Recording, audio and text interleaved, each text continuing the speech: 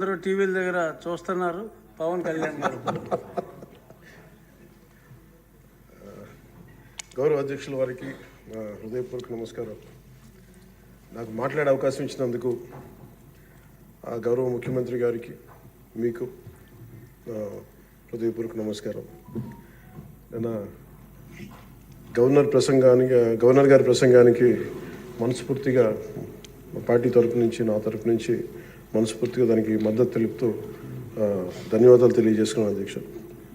ఇక్కడున్న ఎక్కువ మంది చాలా సీనియర్ నాయకులు, మోస్ట్ ఆఫ్ దెమ్. నాకు ఇలాంటి సెషన్స్ ఎలా ఉంటాయో నాకు తెలియదు. ఫస్ట్ టైం నేను అంటే గొడవ ఎలా ఉంటుంది అసెంబ్లీలో నాకు తెలియదు.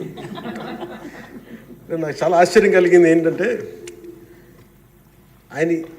నేను ఇట్లాంటి గొడవలు టీవీల్లో గతంలో తెలంగాణ నరసింహన్ గారు గవర్నర్గా ఉన్నప్పుడు ఉమ్మడి రాష్ట్రం అప్పుడు గొడవలు చూశాను, టీవీలో చూసామని. అట్లీస్ట్ దానికి ఒక కారణం ఉండిందో ఇంకో 100 విభేదించే పరిస్థితులు ఉన్నాయి. ఇక్కడ విభేదించడానికి ఏముందో నాకు తెలియలేదు.